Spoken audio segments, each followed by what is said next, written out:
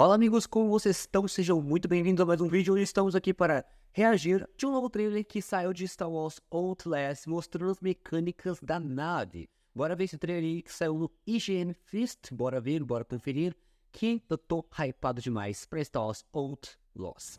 Mas em enrolação, peço a vocês que deixem o like, se inscrevam para não perder nenhum vídeo no canal e ajudem a gente a chegar na nossa meta de 500 inscritos. Mas sem enrolação, bora começar e reagir a esse vídeo. Bora lá, rapaziada.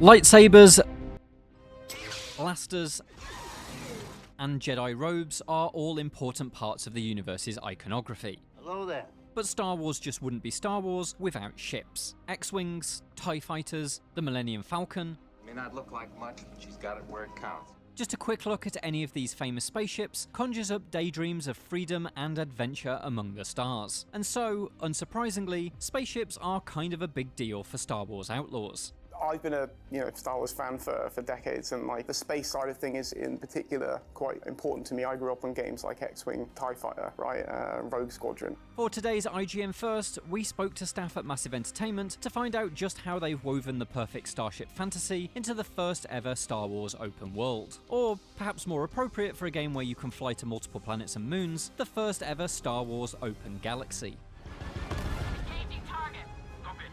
Slice that relay with these ties on us! I'm on it! No, that was our way out! Then we'll make another one. With 5 distinct, deeply detailed open worlds to explore in Outlaws Galaxy, you'd be forgiven for thinking the inky black space between each of them would be a little empty in comparison. But Massive has applied much of the same design ethos that it uses planetside to the outer space regions. There's a lot to do. There's secrets to discover, there's exploration, you can scan for opportunities, and of course there'll be living world events or living space events in space. So a freighter being attacked by pirates that you can choose to help out, Empire stopping a smuggling ship that you can choose to intervene in or not. There might be some other things you can do, like a wrecked ship that's got a distress beacon. Is it a trap? Is it not a trap?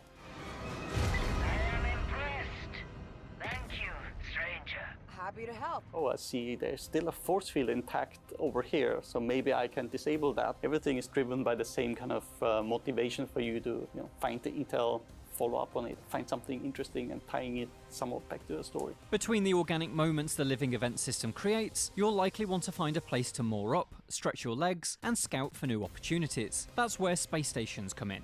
So think of them as mini cities. There'll be a cantina, there'll be a bar, people to talk to, there'll be opportunities, there'll be back tables, there'll be secrets, there'll be exploration. There's a lot of things to do in those. Whilst they're there, they can sell things, they can buy things, they can upgrade their ship, they can pick up contracts, as well as some sort of narrative beats that will take place.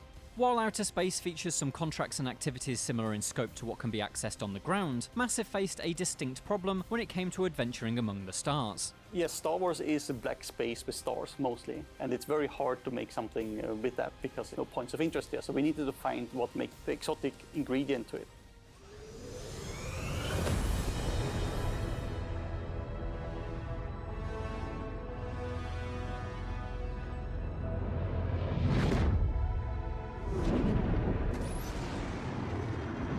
Tatooine space, edge of the galaxy.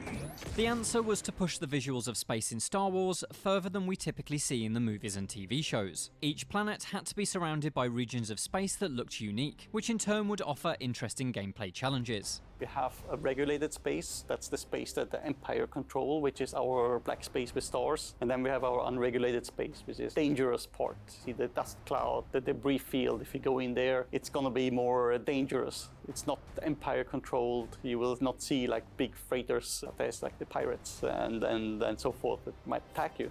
Akiva space is a big asteroid field, so again that's going to present its own challenges as well. And then we've got our other space regions that will, without spoiling anything, give some fun stuff. One of the most impressive things about Star Wars Outlaws is that space is not really considered a separate entity or level from the planet's surfaces. When Massive talks about Outlaws being an open world, it means on a galactic level. All 5 of its worlds, plus the space in between, make up the game's open world. That means there's a level of connectivity between ground and space. For example, if you become wanted by the Empire, its troops will pursue you from the surface to the stars. So, you know, if you get into trouble on the ground and you manage to get away and to go in space, you're still going to have that wanted weapon, the same thing the other way around. Obviously, the Empire is not just going to let you get away. If you manage to get on their radar quite a bit, they are going to start coming after you more and more, and that's going to build up, and they're going to keep throwing things at you to the point where there'll be some tough challenges towards the end that will maybe make the players regret their decisions and give them something to think about before they can escape. We made it.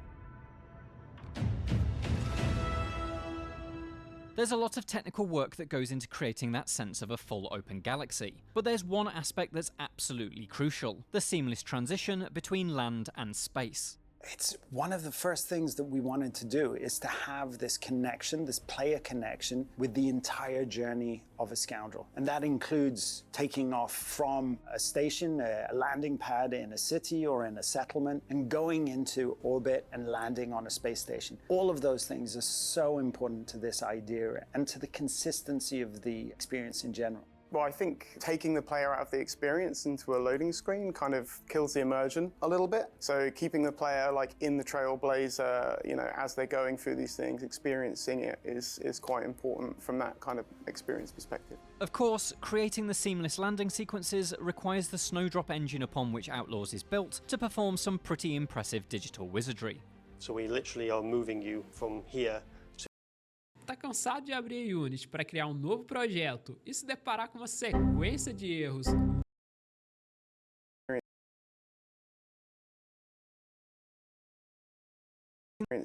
Experiencing it is quite important from that kind of experience perspective. Of course,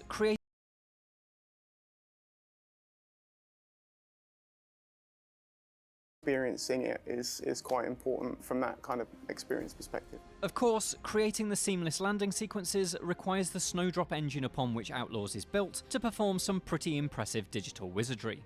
So we literally are moving you from here to over here, because this is where the position is now. And then we start furiously unloading everything from behind you and start loading everything on the new map in front of you. So we move you into position, and then we bring in the transition. You move into planet atmosphere, and then we do a blend and we hold the ship. We reposition you. We know where you wanted to land, so we start loading that position, streaming from there and out. The rest of the systems handle everything else when you land, but once we finish loading, then we move you again back through the clouds, and that's when you fly it down to the planet's surface. We do a camera cut, and then you disembark at the location, everything being loaded. While many elements of Star Wars Outlaws is familiar, there's plenty new to see. That includes your ship, the Trailblazer. Like the Trailblazer for us it's a prototype. Only few ships were built, only one remains. The rare nature of the Trailblazer means it is a bespoke creation for Outlaws. It's not based on any existing cargo ship in the Star Wars universe. That meant Massive had almost free reign when it came to what the Trailblazer looked like, provided it had that retro 70s inspired aesthetic, of course. So I was looking at like, oh, what does the ship need? Because we need to have it very sturdy, contains valuable cargo, but also it needs to be very maneuverable because it needs to be evading people who want to steal all that cargo. So my first reference was actually a turtle because, you know, out on land they're not very, you know, agile, but in the water they can be fairly agile, and they can use the jet streams to their advantage to be really fast. But also one of the key references for the front, like when you have like the big vents on the front, they all come from a Ford Mustang. I don't know if you can recognize the shapes, but they were inspired by that. The Trailblazer may be a cargo freighter, but the Outer Rim is a dangerous place for smugglers. That's why, much like the Millennium Falcon, it's kitted out with a few offensive options. So the Trailblazer's got a few different like weapon types that you can buy throughout the game and upgrade, as well as a turret that you'll get along the way, and various missiles. Obviously at the start it's not going to be its peak power level, but then that just mirrors the kind of journey that Kay's going on as well, where, you know, she's getting used to the Trailblazer. So you'll be able to change the kind of color scheme of your hull. You know, there'll be some engine stuff that you can do. All of this is earnable in game as well. So you'll be able to make the Trailblazer kind of like feel like your ship, with the combination of like how you choose to put your armaments on for your gameplay style and the visual look at it. So, isso é bacana. Então a gente vai dar pra gente customizar a nossa nave ao longo do jogo. Isso é bacana pra gente deixar ela do nosso jeito, digamos assim. Bacana, velho, bacana. Dar uma imersão muito maior, né?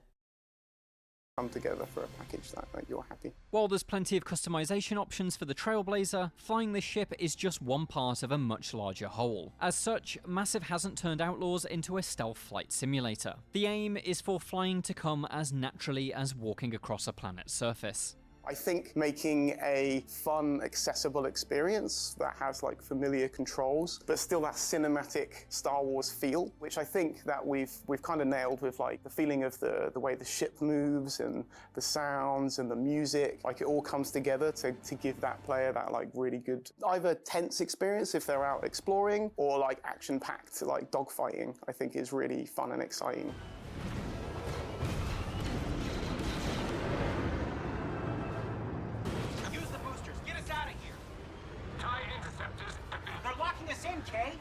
We can make it. We're out. We're good. That's not to say that your ship will control itself, though. There's some stuff that you can do there, like abilities to like, you know, repair your ship and your shields and stuff, but there will be a little bit of light management of that, you know, with things on cooldowns. Didn't really want to lean into a more sim experience because, you know, Star Wars is for everyone, right? So we want as many players to engage with the systems as possible. Attention, pilot. Abandon Solar Church. Okay, are we good? We're all clear. Let's get back to Aerodon. To learn more about the wider galaxy that the Mano, Trailblazer bem fits bacana, into, velho. be sure to check out our other IGN first videos about Star Wars Outlaws open world design and the criminal gangs that populate it. And for everything else, stick with IGN. Mano, bem bacana, bem bacana. Mostrou um pouco mais os sistemas da nave, né? Bem bacana, os sistemas, mostrando mais, explicando os sistemas de pouso e decolagem, né? Que é um loading disfarçado ali nas nuvens. Eles ali só exageraram que só o slow drop pode fazer isso, né? Mas tá certo. Mas, mano, tá bem bacana. Tudo que eu tô vendo do jogo tá bastante positivo, bem da hora mesmo. E para quem não sabe, foi vazado 13 minutos de gameplay, uma gameplay que não foi mostrada, no Twitter, no X. Um usuário do X que vai estar passando aí na tela agora, vazou. Se você quiser ir lá ver, vai lá que tá bem da hora. Não tá na melhor qualidade do mundo, tá em 720p, mas se você olhar pelo celular, vai ficar com mais qualidade ainda pra você ver, e você vai ter uma experiência ali, vendo algumas coisas do jogo, e tem coisas ali muito bacanas que mostraram. Eu não posso mostrar aqui, infelizmente, senão o YouTube, ó, aí já viu, né? Senão, ferrou. Mas, rapaziada, foi isso. É mais pra gente analisar esse novo trailer aí, mostrando os recursos da nave. Próximo vídeo, vamos ver um vídeo de mostrando mais o mundo aberto. E também mostrando como vai funcionar o Nix, que é o mascote da Conheça. Mas foi isso, espero ter gostado. Se inscrevam, não percam o próximo vídeo. Falou, fiquem todos com Deus e até o próximo vídeo. Tchau.